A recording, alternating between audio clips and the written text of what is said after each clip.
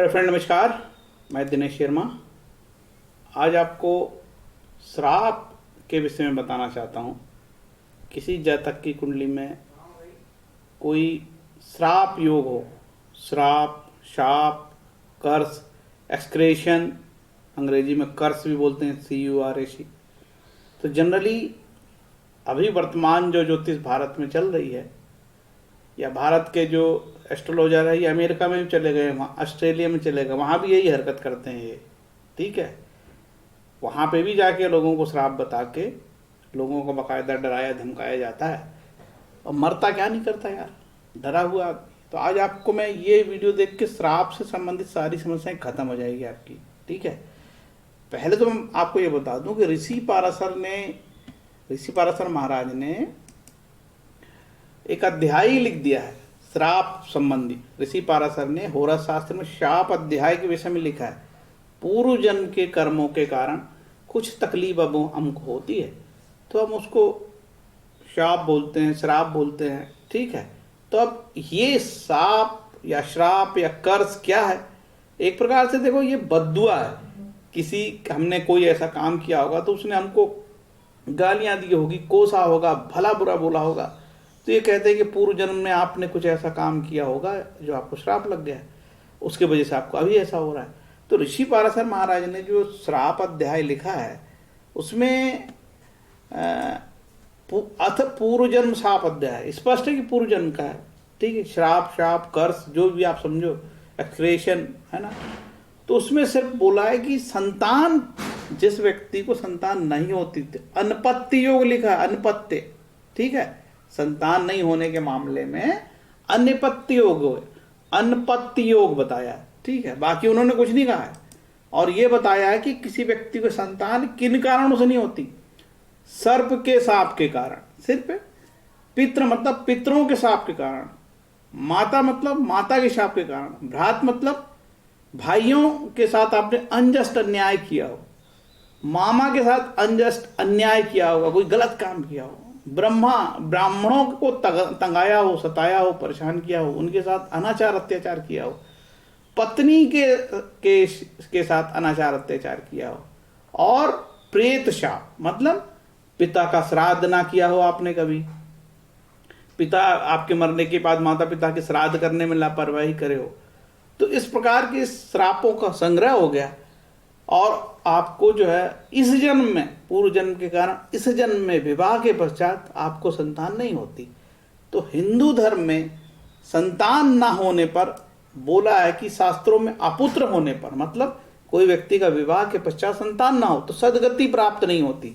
मान के चलो कि वो आदमी का जीवन पूर्ण नहीं हुआ, मान के चलो सदगति प्राप्त उसको नहीं होती। ठीक है, अब सदगति प्राप्त नहीं होती, सदगति प्राप्त नहीं होती, ये बात आपने अभी तक सुना। और श्राप कितने प्रकार के होते हैं? एक तो सर्प के शाप के कारण, और पितृ, इसमें पितृ मतलब पिता नहीं है, इसमें भी जो है पितृ शाप में भी पितरों के, पूर्वजों के, माता में माँ का, भ्रात में भाई का, मातुल में मामा का, ब्रह्मा ब्राह्मण का। ठीक है, पत्नी में पत्नी को सताने के कारण, प्रेत शाप में श्राद्ध आदि न करने के कारण। ठीक है, आज जब हम पढ़ते हैं ये वाला अध्याय नंबर शायद 34 है, अध्याय नंबर 84 है।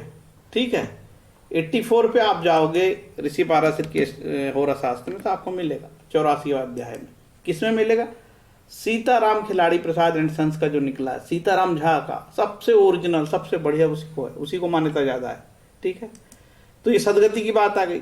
अब ये जो श्राप बनते हैं, सूर्य, मंगल, राहु, शनि, पंचम भाव पुत्र कारक को पीड़ित करे, वहां साप हो तो अनपत्य योग बनता है।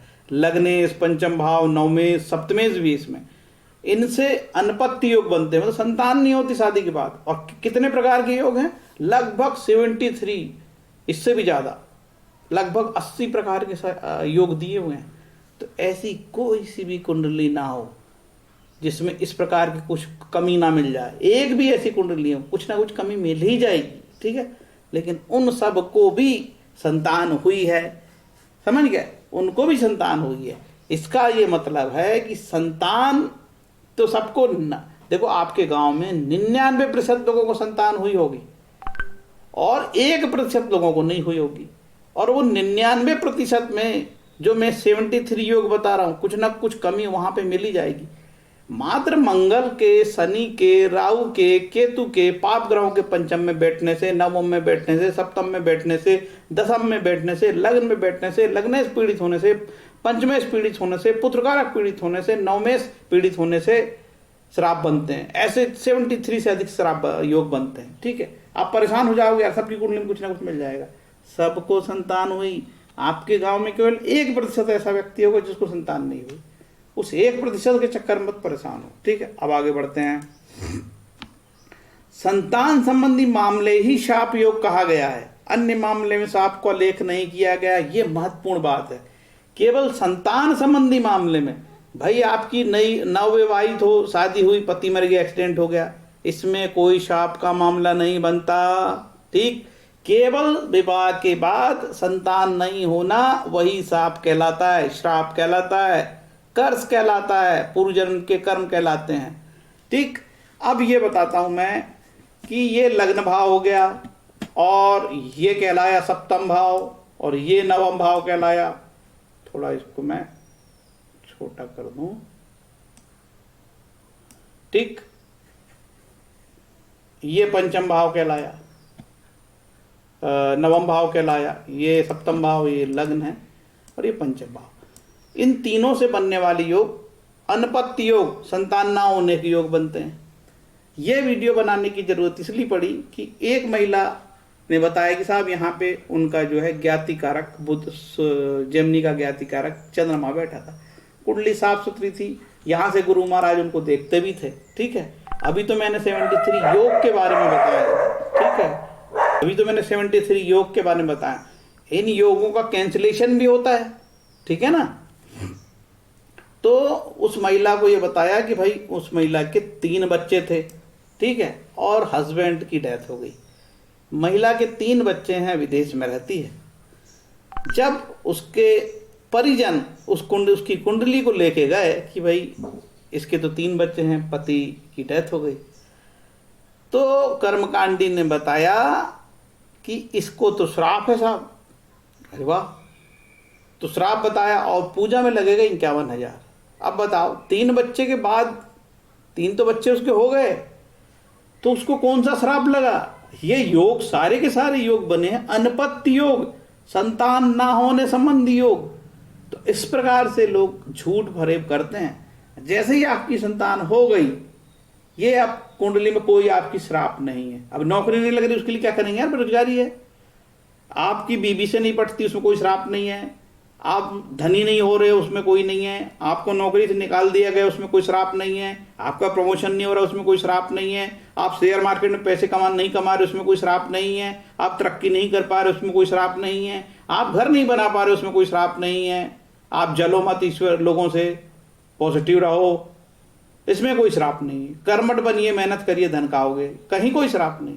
संतान के मामले में कहा, पूर्व जन्मों के कर्म के कारण संतान नहीं होती। तो 99% लोगों में, गांव, आप अपने गांव में देख लो, अपने शहर में देख लो, आपने मित्र मंडली में देख लो, एक आध कोई होगा जिसको संतान नहीं हुई होगी। तो 1% के चक्कर में ना आओ भाई, नहीं तो जिंदगी बर्बाद कर लोगे। जिसका पति अभी फरवरी में डेथ हुई हो, उसको कर्मकांडी कहे कि फलाना श्राप है, तुम्हारा श्राप है, 51,000 रुपये लगेंगे तो मैं शांत कर दूंगा। काफी मुझे तकलीफ हुई, तो मैंने उस जातिका को तो बोल दिया था कि मैंने इसमें पूरा पढ़ना है शाप अध्याय, और मैंने पढ़ा। भैया 73 प्रकार का ऐसी कोई कुंडली नहीं बचेगी जिसमें कुछ ना कुछ कमी ना हो जाए और शाप अध्याय ना हो और शाप योग ना मिल जाए, और उसमें सबको संतान हो गई है भैया। आज की डेट में 1% मामला ऐसा होगा, उसको अपवाद है, छोड़ दीजिए। तो इसका मतलब इस प्रकार के दोष, शाप के वाले जो योग हैं, अभी वर्तमान में उस तरीके से फलित नहीं हो रहे हैं जैसे आज से 2000 साल पहले फलित होते रहे होंगे। जीवन मुश्किल था, टीकाकरण नहीं होता था, बच्चे मर जाते थे, सुविधाएं नहीं थे, संसाधन नहीं थे, हॉस्पिटल नहीं थे। ठीक है, छोटी छोटी बातों में बच्चे मर जाते थे होके। एक परिवार में 2 संतान का मरना आम बात थी, और एक परिवार में 6 बच्चों का होना आम बात थी। ठीक है, तो ये संतान संबंधी अनपत्य योग है। ठीक है, इसी को श्राप योग बोलते हैं। तो इतने प्रकार के श्राप होते हैं इनका पति के मर जाने से कोई लेना देना नहीं, बेरोजगारी से कोई लेना देना नहीं, घर में लड़ाई झगड़े से कोई लेना देना नहीं, केवल संतान ना होने से लेना देना है।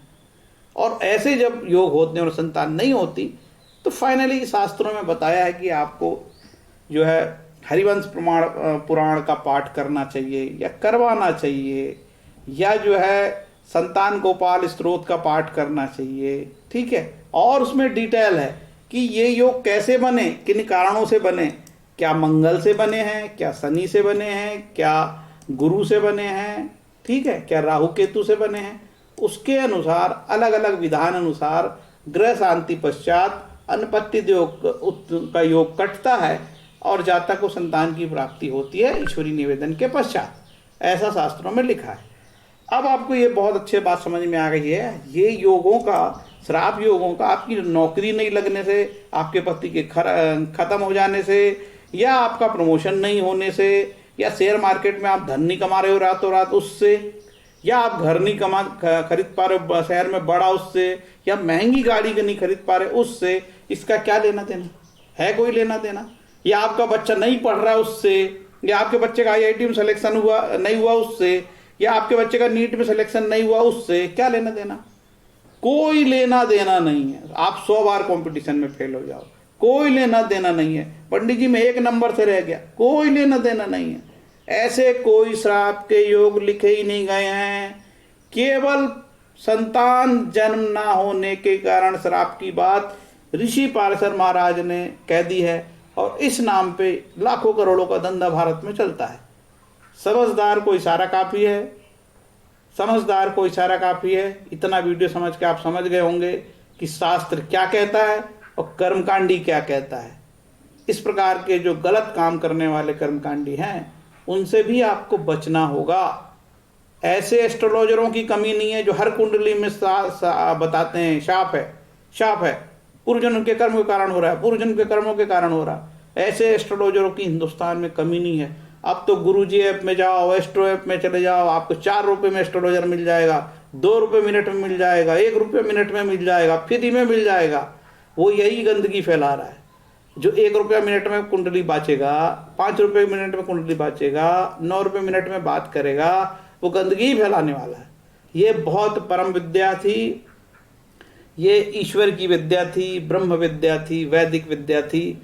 इस ज्योतिष का उपयोग लोग अब अपने पेट पालने में कर रहे हैं। ठीक है, जब बात पेट की आती है तो फिर आगे मत बोले यार। सब लोग, कई लोग कह देते हैं हाँ साहब ठीक है, मैं तो अपने पेट के लिए कर रहा हूँ, मैं अपने परिवार को पालने के लिए कर रहा हूँ। मोटा आसामी आया था, उसको मेरे को नहीं बताता, उसको श्राप बताता, नहीं तो हमको पूजा नहीं कराएगा साहब, कहाँ से हम पेट पालें।